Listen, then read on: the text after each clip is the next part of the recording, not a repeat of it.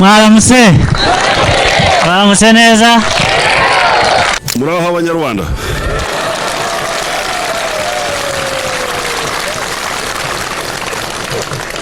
murakomeye cyane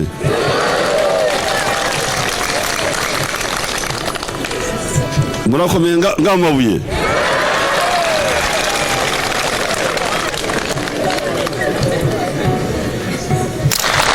ndaza kubaha umwanya murebe neza bitari ukumureba gusa ariko mumwumveho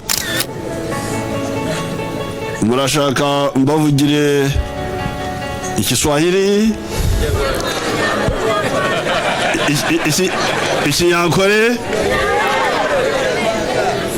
au Icyongereza Kishaka cyose Igiswahili murakizi natanze umuganda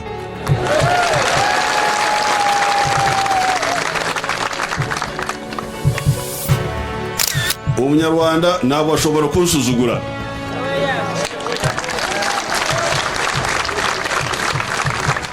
byose ndabyumva byose ndabyumva umuganda si umuco w'abanyarwanda bonka bonyine ni umuco w'abafrika bose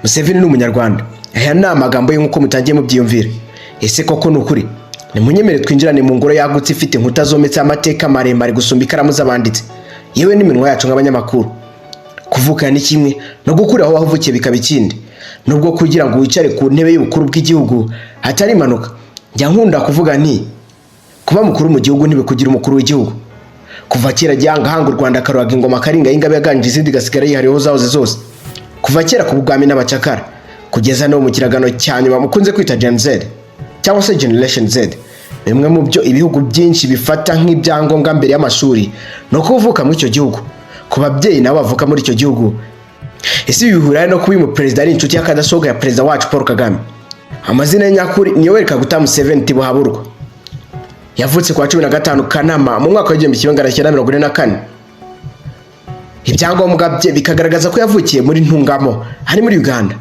ubwene gihugu bwe n'ubwa Uganda n'ubundi mbere gato yo kwinjira mu mateka ubuzima ndetse n'ubutegetsi yewe n'isano Museveni yafitanye n'u Rwanda binadufasha kumenya ese koko n'umunyarwanda cyangwa ni inkuru mbarane tubanze turebe isano UPDF Uganda People's Defence Force na RDF Rwanda Defence Force cyangwa se Paul Kagame na Yoweri Kaguta Museveni baba bafitanye isano y'amateka akomeye cyane ubufatanye bwa gisirikare n'abarwanyi basangiye intego guhera mu mwaka w'1980 kuzamura kugeza mu myaka y'1990 NRA ingabo z'inyeshyamba za Yoweri Kaguta Museveni zatangije urugamba mu mwaka w'1981 zishaka guhirika ubutegetsi bwa Milton Obote zafashe ubutegetsi mu mwaka w'1986 zahindutse UPDF cyangwa se Uganda People's Defence Force RPA ingabo za FPR Inkotanyi Rwanda Patriotic Front zatangije urugamba rwo kubohora u Rwanda mu mwaka w'1990 zafashe ubutegetsi mu mwaka w'1994 zahindutse Rwanda Defence Force RDF ese bihuriye abanyarwanda benshi bari barahunze u Rwanda bari batuye mu nkambi no mu miryango yo muri Uganda abasore benshi b'abatutsi bakomoka mu Rwanda binjiye muri NRA ya Museveni kuva mu mwaka w'1981 barwanye urugamba rwo gufata Kampala n'utundi duce twose twubatse inzu yitwa Uganda hari bamwe mu basirikare ba RPF babaye mu gisirikare cya Uganda harimo abazwi nka Paul Kagame waje kuba perezida w'u Rwanda yari umwe mu bayobozi bakuru ba NRA hakazamo Fred Rwigema wari umuyobozi mukuru wa RPA ndetse akaba ari n'intwari mu Rwanda nawe yari umwe mu basirikare b'imena ba NRA turebe kandi kubivuga yuko RPA yavukiye muri NRA abasirikare b'abanyarwanda ba muri NRA nyuma yo gufata Uganda bashinze RPA mu buryo bwa rwihishwa hagati y'umwaka w'1987 kugeza mu mwaka w'1990 Museveni ntiyarwanyije uyu mutwe kuko barabarwanye kuva kera nubwo atabishyigikiye ku mugaragaro ariko byonyine kugufungurira amarembo ukanyura ku mupaka ni inkunga ikomeye ku gihugu Ubufatanye bwa gisirikare bwagaragaye muri ibi bintu. NRA yatoje irinda inaha ubushobozi abasirikare ba RPA mbere y'intambara yo muri 1990. Intambara ya RPA y'umwaka wa 1990 yatangiriye muri Uganda. Abenshi bambukiye mu Rwanda baturutse mu birindiro by'ingabo za Uganda. Hari inyandiko nyinshi zemeza yuko Museveni n'ingabo za Uganda bafashe RPA mu buryo butaziguye, haba mu bikoresho, amakuru, ibirindiro, ubutasi n'ibindi.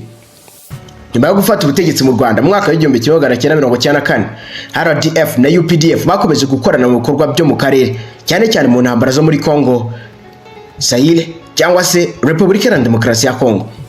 Muri rusange RPA na NRA ni abavandimwe mu ntwaro. Museveni n'umwe mu bantu bafashe FPR inkotanyi kugeza ku butegetsi binyuze mu mibanire ya gisirikare n'iyo kamana mu gihe cy'iyo myaka yahise. Mu mwaka wa 1970, Museveni yari mu barwanyije ubutegetsi bwa Idi Amin Dada. Yashinze umutwe w'inyeshyamba witwaga Front for National Salvation cyangwa se FRONASA. No mu mwaka wa 1979, nyuma yo gufata ingabo z'u Rwanda RPA n'izindi ngabo zo muri Tanzania bafashe Kampala, Museveni abasha guhirika Idi Amin. Mu mwaka wa 1980, yatsinzwe mu matora y'umukuru w'igihugu avuga ko yaranze na ruswa cyane ndetse n'uburiganya.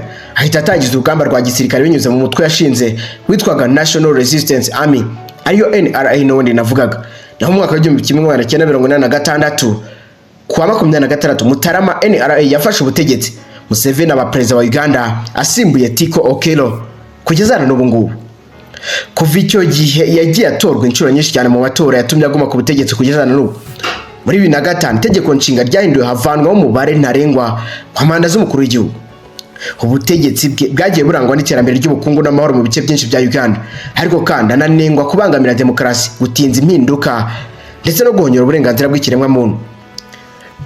Abazina y'ababyeyi ba Museveni se yitwaga Amos Kaguta, yari umworozi w'inka, havugwa ko yarakomotse mu Rwanda cyangwa se ku banyankore bo hafi y'umupaka.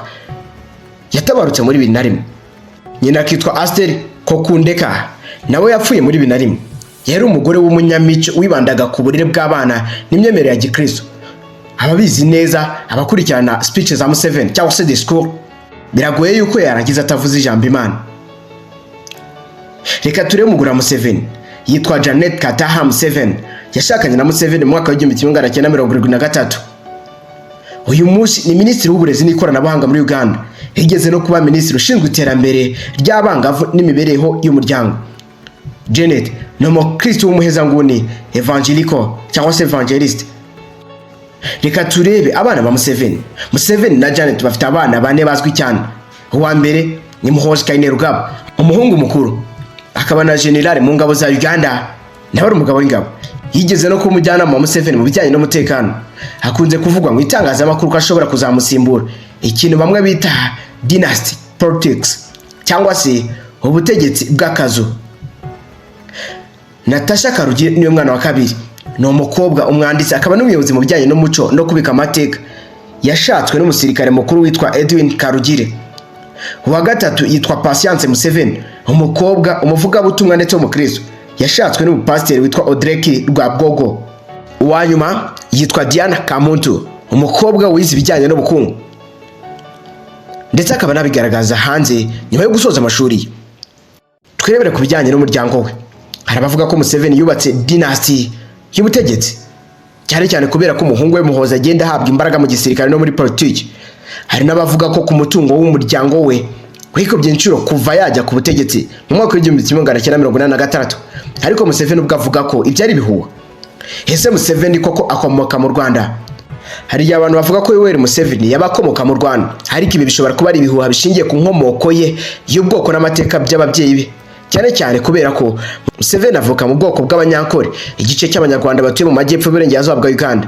Abanyankore n'abanyarwanda by'umwihariko abatutsi basangiye inkomoko, indimi n'umuco. Abantu benshi mu banyankore bavuga ko ururimi rw'ikinyarwanda cyangwa se urwa hafi yarwo ari rwo rubabereye. Papa wa Museveni, Amos Kaguta, nawe yari umworozi w'inka n'ubundi nk'uko twagiye tubivuga. Bamwe bakavuga ko yaba yarimukiye muri Uganda aturutse mu Rwanda mu gihe cy'ubukoloni cyangwa se na mbere yaho. Museveni ubwe yavuze ko inkomoko yari ingiyi nk'uko ngiye kubikubwira. Museveni ubwe yavuze ko ari umunyankore w'umunya-Uganda kandi ko yavukiye muri Ntungamo district iri muri Uganda n'ubundi. Museveni ubwe yavuze ko ari umunyarwanda, ariko ko yavutse mu Rwanda. Museveni ubwe yavuze ko ari umunyarwanda, ariko ko yavukiye muri Uganda. ntungamiri hafi y'umupaka w'u Rwanda, ahantu habayeho kwimuka kw'abantu hagati y'ibihugu byombi kuva kera. Nubwo hari abamushinja inkomoko y'u Rwanda, ibyo akenshi bikoreshwa mu buryo bwa politiki mu rwego rwo kumucishamo intege cyangwa se kumwambura ubuziranenge nk'umwenegihugu. Impamvu abantu bavuga ko akomoka mu Rwanda ni iyi ngiyi: Abanyarwanda benshi ba muri Uganda by'umwihariko Abatutsi babayeho igihe kinini cyane bahunga ubutegetsi bubi bwari buriho mbere ya Jenoside mu mwaka w'1994. Museveni yakoranaga bya hafi n'Abanyarwanda, cyane cyane abarwanyi ba RPA, urugaga rwa FPR Inkotanyi. Mu ntangiriro z'imyaka y'1980, RPA yakurikiyeho Perezida Paul Kagame wamufashije muri NRA. Ibi byose bituma harabibwira ko Museveni nawe yaba ari umunyarwanda. Mu by'ukuri nta gihamya gifatika gihari cyemeza ko Museveni akomoka mu Rwanda. Ibivugwa n'ibihuha bifitanye isano n'amateka y'akarere, imigenderanire y'imiryango ndetse n'imivangire y'amoko hagati y'u Rwanda ndetse na Uganda. Ni naho nsoreje ikiganiro cy'uyu munsi. Nibagirwa gukanda subscribe ndetse no kugira kugira ngo tujye tubana gatanu ku kandi. Mwibutsa kandi ko nyirizina n'igihe umunyamwuga udasanzwe ufoma ku isuka amateka ngasugongera ku muco n'intore idacogora umuhamya w'ibintu n'imigambi. Ndi nyiramatwi yumva byose, ndi nyiri usanga hose, ndi nk'ubu idahusha ndingaje itanyeganyega, ndi umugani w'amagambo, ndi indirimbo y'isoko n'amasunzu, ndi umunyangiso nk'inyange, ndi umunyamutima ngo uzakirimo, ndi ntore itarambirwa, ndi indangamirwa itarunduka, ndi isoko itagabanuka, ndavuga nkavuga kuri njye. Ndi Plava, iyi ni Plava TV. Dure muri video itaha.